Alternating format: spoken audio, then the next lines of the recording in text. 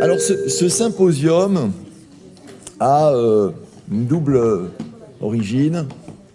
Tout d'abord sur le fond, lié au fait que, et votre présence en atteste, nous sommes tous très sensibles aux avancées, aux innovations technologiques, à tout ce qui peut nous donner des armes pour mieux soigner nos patients. Mais nous sommes certains considérés qu'au niveau des pratiques organisationnelles dans notre profession, eh bien, nous sommes un petit peu désintéressés de ça. Donc le focus va être sur ce thème. Sur la forme, le symposium va être un petit peu original puisque c'est essentiellement une forme de vidéo. Nous sommes allés filmer des experts, nous avons fait un montage. Ce symposium a lieu grâce au soutien de Cutting Edge. Et il faut avouer que l'idée de ce film, de cette session vidéo, a été très inspirée par Yves Rouquet, qui en est le directeur. Alors, aucun des auteurs, en tout cas moi, je n'ai pas de lien d'intérêt, mais vous avez parmi les gens qui vont parler, des gens dont c'est le métier et l'expertise d'être consultant en organisation. Alors, où en sommes-nous aujourd'hui? Il y a des éléments démographiques qu'il faut connaître. C'est le papy boom. Le papy boom va arriver. Une personne sur 5 avait plus de 60 ans en 2005 et en 2035, une personne sur 3 aura plus de 60 ans. Vous imaginez évidemment ce que ça représente à la fois en volume d'activité et à la fois évidemment en coût pour la collectivité. Puis un autre élément qui est l'ophtalmo-crash. Vous avez en haut à gauche la pyramide des âges en 1990 et vous voyez qu'à cette époque, la plupart des ophtalmologistes étaient jeunes et qu'aujourd'hui, la pyramide est totalement inversée et que si nous nous projetons sur quelques années supplémentaires, c'est plus une pyramide du tout, ni inversée, c'est une colonne qu'on aura à droite. Vous avez en vert les départements qui ont vu en 2015 le nombre de leurs ophtalmologistes diminuer. Ce papy boom a comme conséquence l'évolution du nombre de cataractes opérés. Vous avez entre 2010 et 2016, j'ai repris les chiffres, l'augmentation de volume. Nous sommes à 828 272 cataractes opérés en 2016 sur les derniers recensements, soit cette année une progression de 4,5% et sur l'ensemble des 6 années, une progression de quasiment 25%. Si on compare la part du public et du privé, on est à environ 75-25%, avec cependant, de façon très nette, une diminution de la part faite en libéral au profit des établissements publics.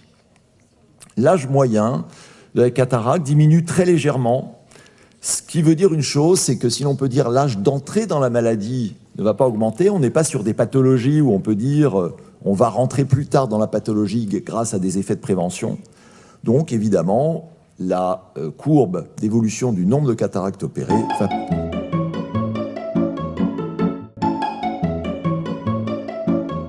Le papy boom se traduit par un vieillissement démographique d'une grande intensité dans les 15 ans qui viennent, puisqu'on a la part de la population de plus de 60 ans qui va passer de 24% à 32% en 2035 et à 34% en 2050. Pour les ophtalmos, c'est assez facile comme réponse. On sait que plus la population va à la fois augmenter et vieillir, et plus il va y avoir de besoins d'intervention chirurgicale probablement, sauf à ce qu'il y a des transformations médicales majeures dans les années qui viennent. Les personnes âgées vivent de plus en plus seules de plus en plus longtemps et en dehors de très grandes agglomérations comme Paris, beaucoup des services, les hypermarchés, parfois les hôpitaux, d'autres services sont en dehors du cœur des agglomérations. Donc l'autonomie dans ces zones-là, c'est pouvoir le plus souvent conduire un véhicule individuel. Et donc il faut pouvoir avoir une aptitude visuelle qui le permette. Donc on a à la fois une population qui vieillit, qui a des exigences d'autonomie, notamment pour la conduite automobile qui augmentent, et puis un troisième axe qui est celui de l'amélioration considérable de la sécurité des techniques et des performances de la chirurgie des cataractes. Et on conjugue l'amélioration des techniques, les exigences et puis la démographie, on aboutit à une augmentation inéluctable du nombre de cataractes qui sont pratiquées chaque année. On voit bien que la chirurgie de la cataracte est une chirurgie en pleine évolution, puisque la demande de soins est croissante dans tous les territoires de santé auxquels nous avons à nous adresser. Donc cette demande croissante doit faire l'objet d'une analyse de performance, en particulier de la part des ophtalmologistes, pour qu'ils puissent accompagner ce marché qui continue à se développer sur la chirurgie de la cataracte. Alors vous avez compris donc il va falloir faire face à tout ça. Et il y a des méthodes. Alors il y a des mots nouveaux, certains vous les connaissez quasiment tous, enfin le fast tracking, terme anglais, qui est très utilisé dans les pays anglo-saxons, qui signifie donc raccourci ou shunt dans un circuit préétabli, et sans déflorer le sujet. J'ai repris des phrases d'un fascicule de la MACSF, notre assureur, signé d'un expert en prévention des risques et d'un médecin anesthésiste. Les sociétés savantes et les praticiens de terrain semblent souhaiter que le cadre réglementaire évolue, car un passage obligatoire en SSPI pour les patients opérés, et il donne l'exemple, par exemple, d'une cataracte sous-topique, ne présente à l'évidence aucune valeur ajoutée en termes de sécurité. Il y a un autre terme qui est le Lean. Alors le Lean Management, c'est un terme qui sert à qualifier une théorie de gestion de la production qui se concentre sur la gestion sans gaspillage ou gestion au plus juste ou en juste à temps, et qui est en fait hérité de Toyota. C'est Toyota dans les années, 60, qui a mis au point cette technique. Alors d'abord, peut-être il faudrait préciser qu'est-ce que c'est que le fast tracking, parce que tout le monde ne sait pas toujours ce que recouvre ce terme. Ça veut dire que le patient, une fois qu'il a été opéré en salle d'intervention, il sort directement vers l'unité ambulatoire sans passer par la salle de réveil ou, si vous préférez, la SSPI. Alors le fast tracking est une prise en charge qui est en train de se développer, particulièrement dans le monde du privé, puisque aujourd'hui, qui dit fast tracking dit moins de temps pour le patient dans l'établissement, dit augmentation d'activité. Et donc ce fast tracking va générer de l'activité supplémentaire tout en prenant mieux en charge le patient. Le fast tracking a été rendu possible par l'évolution des techniques anesthésiques.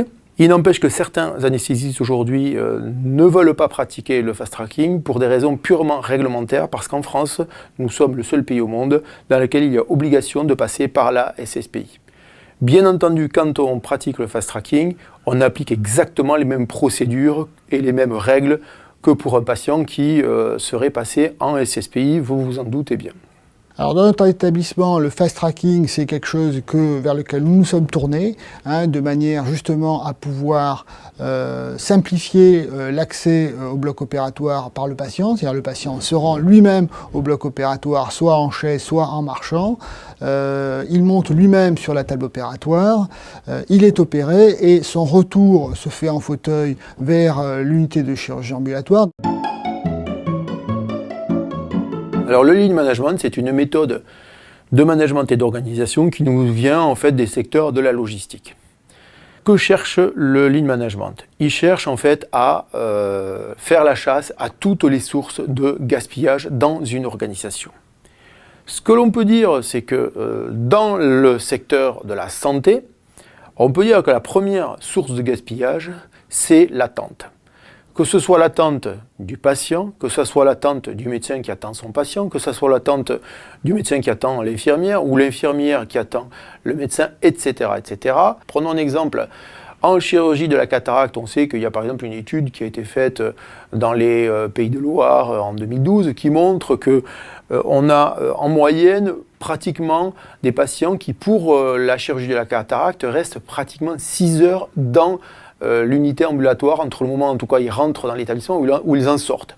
Autrement dit, ils restent beaucoup trop longtemps. Le temps médical est devenu une valeur extraordinairement précieuse pour qu'un chirurgien, dans son temps de présence au bloc opératoire, puisse produire, mais au sens noble du terme, la meilleure qualité et quantité des soins. Actuellement, on voit un grand nombre de cliniques qui sont en train de sortir de terre puisqu'elles sont le résultat de fusion ou d'acquisition. Et là, systématiquement, on prévoit une prise en charge fast-tracking. Des établissements qui sont d'architecture un peu vétuste ne peuvent pas se permettre, dans des conditions de confort, d'organiser ces soins de manière optimale. Et puis à l'inverse, il y a des établissements qui, par chance, par volonté délibérée d'investir au service d'une discipline, ont pu concevoir des circuits qui permettent justement de répondre aux exigences de qualité, de performance du XXIe siècle. En matière de lean management, eh bien, la pratique consiste à simplifier les procédures, optimiser le matériel pour en réduire les coûts de maintenance. Et donc, c'est une technique qui est justement tout à fait adaptée pour faire l'objet de revues de processus et de revues de procédures de type lean management. Qu'est-ce que c'est?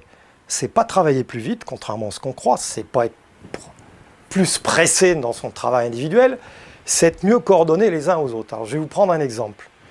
Si vous avez un feu et que vous devez amener de l'eau à la main au feu, ben soit on court tous en désordre, on se rentre dedans, d'accord? Et puis à la fin, on est épuisé et on n'a pas éteint le feu.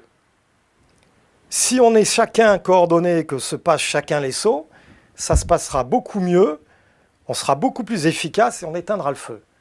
Donc le message, c'est que si on s'organise mieux, justement, et non pas si on court plus vite, eh ben on courra moins vite, on sera plus serein et on sera plus efficient. Donc le lean, c'est simplement moins perdre de temps dans les transitions d'une étape à l'autre. Ça n'est pas courir plus vite. Moi, je pense qu'il faut se méfier de ces mots un peu valises. C'est le cas du mot fast tracking, c'est le cas du mot lean management. Il faut se méfier de ces mots valises parce que parfois, ils ont l'effet contraire de celui attendu. C'est-à-dire que ceux qui ont promu ces mots-là ont plutôt comme objectif de nous faire réagir et d'essayer de nous faire transformer, de nous moderniser, d'avancer, etc. Et parfois, l'effet est l'effet inverse.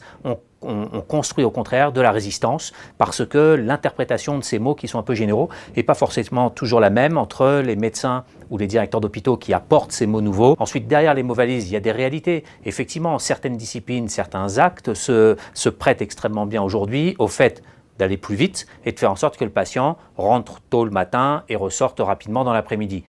Alors, si on a pris en charge, en considération ces éléments, comment on va s'organiser? Quel est l'état des lieux actuel de l'organisation en chirurgie de la cataracte et comment peut-on inscrire ces organisations dans nos objectifs de qualité-sécurité pour le patient et de qualité au travail pour les personnels? Je reprends des éléments que j'avais déjà donnés l'année dernière. C'est l'hétérogénéité des pratiques dans un groupe qui est le groupe Medipôle Partenaire, où il y a 25 établissements qui pratiquent de la chirurgie de cataracte. Et vous voyez que les délais habituels entre l'admission et le bloc varient de 30 minutes à 2 heures, que les délais extrêmes peuvent aller jusqu'à 4 heures, que les délais de sortie du bloc, après bloc, ça va de 30 minutes jusqu'à 3 heures, et que les durée séjour dans l'établissement, ça va de 1h30 jusqu'à 4 ou 5 heures. C'est très hétérogène. De la même façon, si on regarde les taux d'ambulatoire, on s'aperçoit qu'il y a une grande hétérogénéité des taux d'ambulatoire dans des cliniques qui appartiennent toutes à un même groupe. La chirurgie de la cataracte est aujourd'hui, mais a été un peu le driver principal du développement de la chirurgie ambulatoire. On fait plus de 90% de cataracte en ambulatoire. On sait qu'aujourd'hui, on est à un niveau moyen proche de 50% si on prend l'ensemble des actes chirurgicaux en ambulatoire. Et les freins au développement de l'ambulatoire sont notamment de nature organisationnelle. Donc il est clair que la cataracte est un très bon exemple, voire un modèle, pour essayer de généraliser le développement de l'ambulatoire. Donc on a réalisé un audit portant sur 25 établissements et il en est ressorti qu'il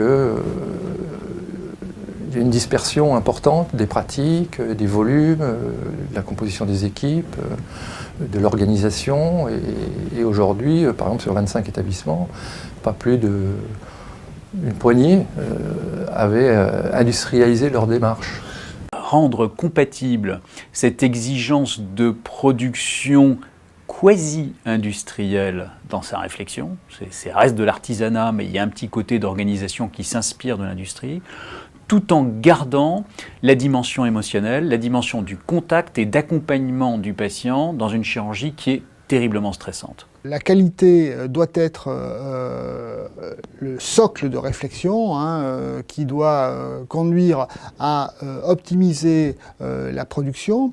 On parle de production, on ne parle pas nécessairement de productivité, mais en rationalisant la chirurgie, en la pratiquant de manière extrêmement bien organisée, eh bien, on va augmenter cette productivité incontestablement. Et ceci est au bénéfice du service rendu au patient, puisque un patient qui reste moins longtemps au bloc opératoire eh bien, s'en trouvera beaucoup plus satisfait, sans compter que sa récupération fonctionnelle s'en trouvera également améliorée. Dans tout ce parcours, il faut éliminer ce que j'appelle les stimuli nociceptifs, accompagner le patient pour le rassurer, et ensuite avoir un patient pour qui ça va être une expérience plutôt agréable, ça peut l'être, plutôt qu'un véritable parcours du combattant. Donc ça, c'est tout un art, et ça demande une implication de toute l'équipe. Il faut que du point de vue des soignants, ça soit un lieu qui soit agréable. Je pense qu'un bloc opératoire qui est un endroit où les soignants sont malheureux, c'est un bloc opératoire qui ne peut pas bien fonctionner.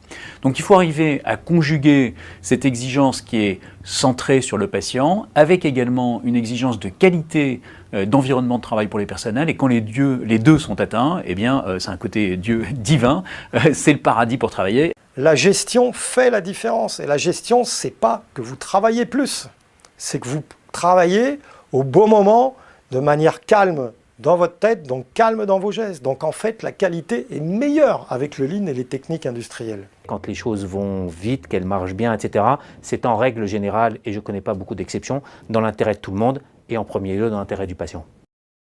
Alors, qui doit intervenir? Comment? Quel est le rôle des différents acteurs? Quel est le rôle du corps médical? Et quelles sont les raisons pour lesquelles nous devons nous emparer? Est-ce que le corps médical est suffisamment sensibilisé et investi? La question est trop facile pour que la réponse ne le soit pas aussi. La réponse est non. On peut toujours sensibiliser un peu plus et on peut toujours améliorer la sensibilité, la sensibilisation, la connaissance, l'information. Mais ce qu'on dit là du corps médical est vrai de l'ensemble des métiers à l'hôpital. C'est vrai du corps médical, c'est évidemment vrai des directeurs d'hôpitaux, et j'en suis un, mais c'est également vrai de l'ensemble des autres métiers. Et je pense que l'un des clous de l'avenir, l'un des enjeux majeurs, c'est de faire en sorte qu'on monte tous en compétences à peu près au même rythme. Le corps médical n'est certainement pas suffisamment formé pour investiguer les pratiques organisationnelles dans un hôpital ou dans une clinique. Cette formation n'est pas donnée lors des études médicales. Évidemment que le corps médical n'est pas véritablement investi. C'est généralement le domaine réservé du personnel soignant qui s'investit sur ces sujets-là, et ça leur permet d'asseoir leur leadership et leur légitimité.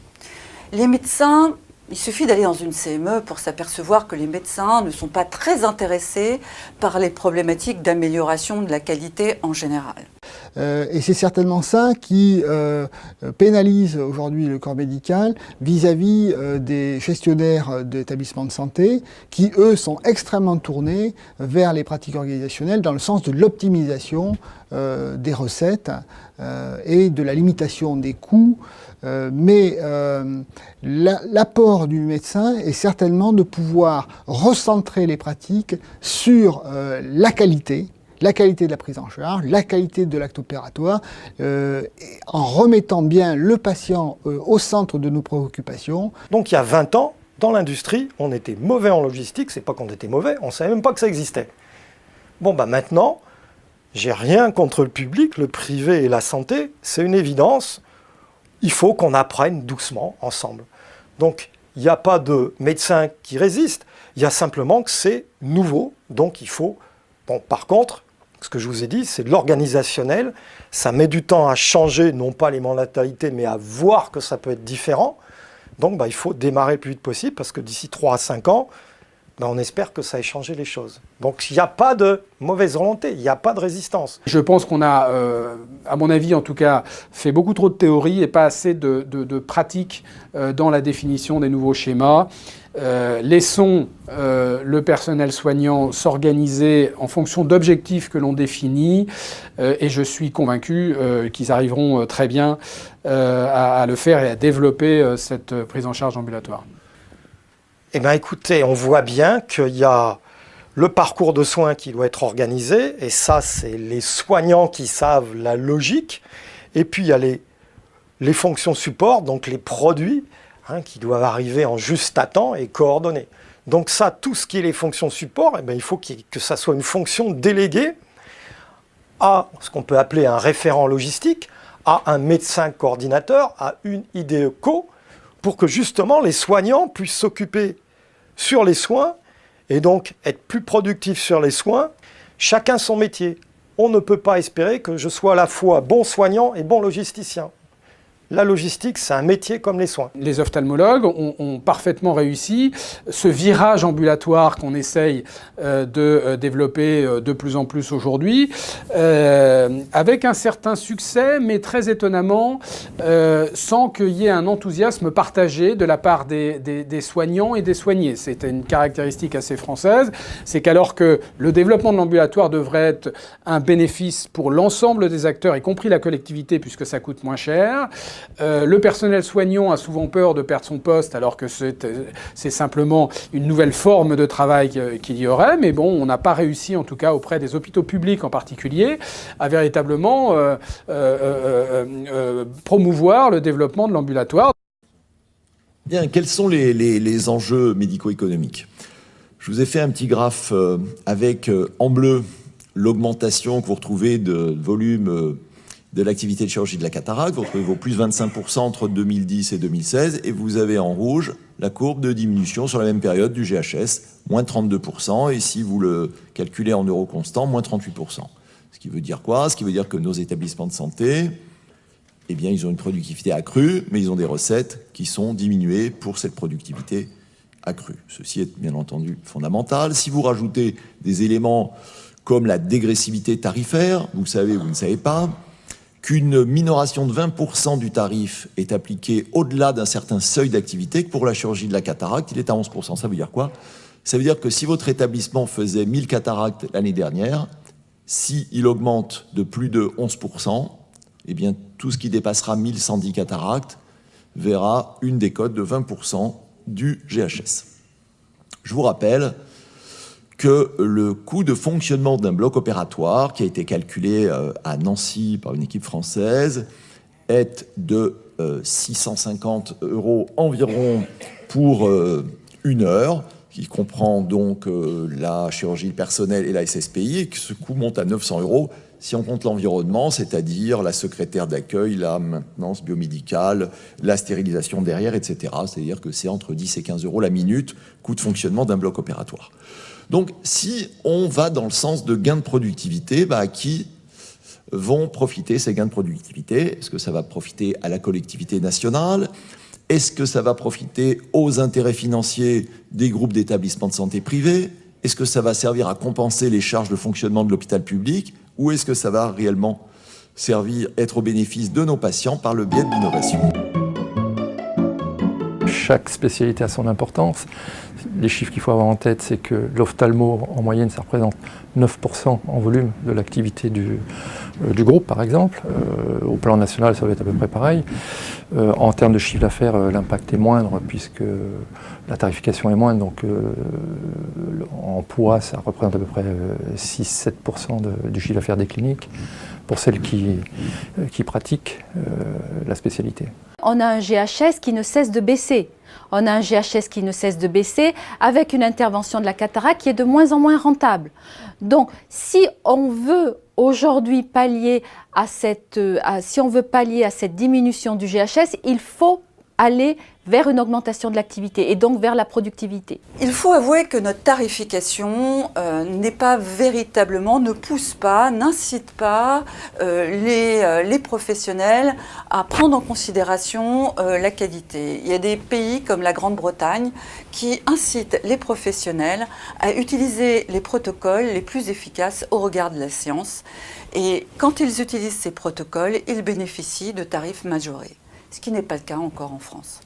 Le directeur d'établissement, naturellement, ne demande pas mieux que de voir une augmentation de la production de soins dans son établissement, puisqu'aujourd'hui, la tarification à l'activité pousse justement les établissements de santé à augmenter leur production de soins.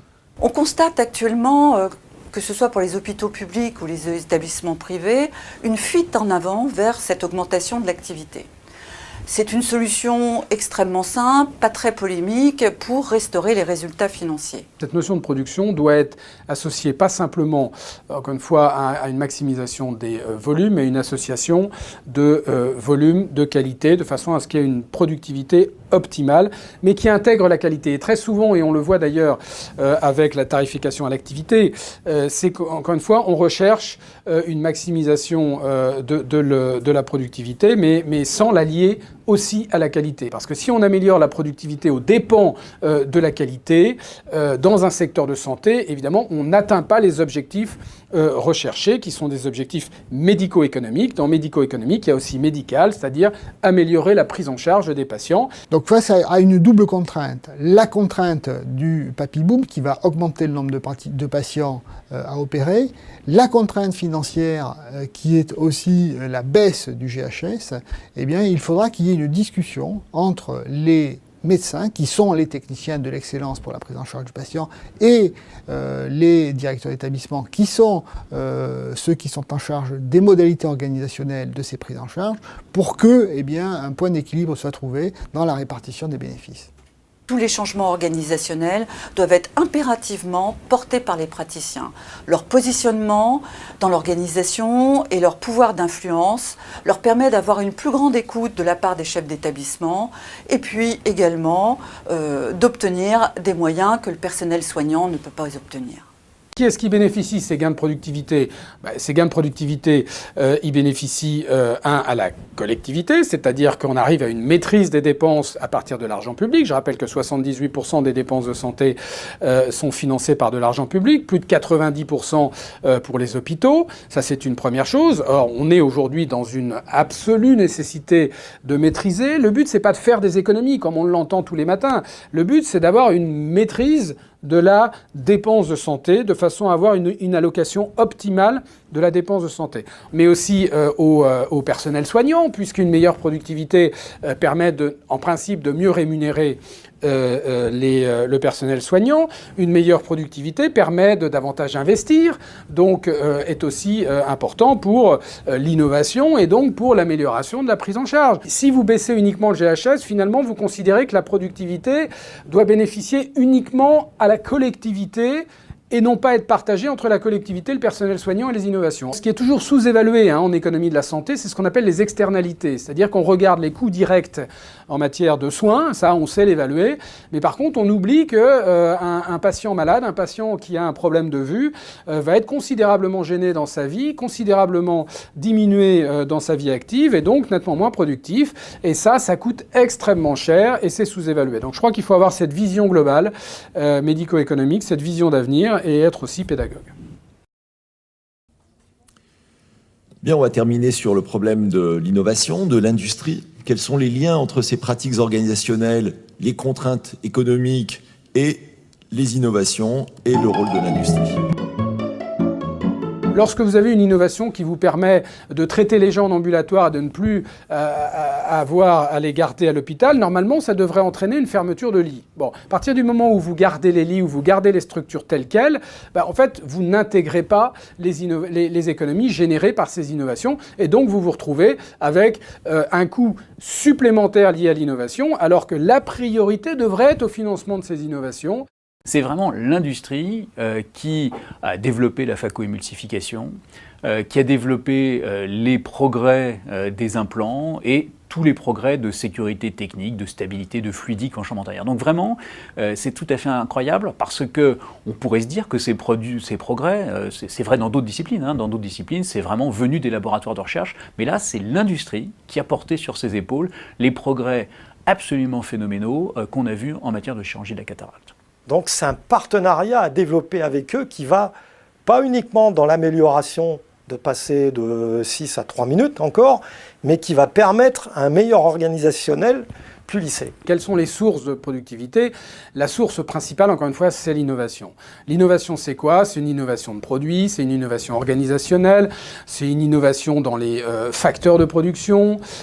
Donc il y a plusieurs types d'innovation, mais c'est aussi dans la tête l'innovation, c'est dans les structures, dans les cultures. Hein. Il faut essayer d'instiller une culture de l'innovation. Si vous baissez les GHS sans permettre aux gens d'innover, bah, vous aurez simplement des structures qui seront déficitaires, qui, s'ils sont dans le secteur privé, qui devront fermer, qui sont dans le secteur public, se paupériseront. Donc il est bien évident que les politiques menées ces dernières années pour contenir les dépenses de santé a eu pour conséquence de faire un abaissement général du niveau des prix auxquels les industriels ont dû faire face. Donc un groupe comme le nôtre doit aussi avoir comme interlocuteur ça s'appelle les centrales d'achat, c'est peut-être les groupes financiers, de manière à apporter une réponse soit en termes de produits ou en termes de qualité de service au niveau des groupes privés, des groupes financiers, des plateformes, de manière à effectivement être un interlocuteur recevable.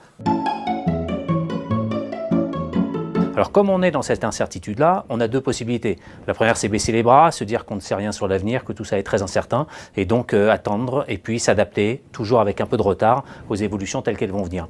On a une deuxième solution qui est de se dire que certes, on ne sait pas ce que seront les évolutions techniques à échéance de 10 ans, mais d'une part, on sait qu'il y en aura, on sait que ces évolutions techniques, elles seront accompagnées d'évolutions probablement sur les compétences, sur les métiers, sur qui fera quoi, et elles seront accompagnées inéluctablement d'évolutions sur l'organisation des soins. Il y a une chose dont on est certain, c'est qu'on a une obligation morale, éthique, peut-être même politique, de faire en sorte que les Français bénéficient des meilleurs soins avec un coût qui soit le plus raisonnable possible. Soyons tous en alerte et en veille sur les évolutions à venir. Lisons de la littérature, voyageons pour voir comment ça se passe ailleurs, regardons ce qui se passe dans d'autres disciplines, il y a peut-être d'excellentes idées qui sont en train d'émerger ailleurs.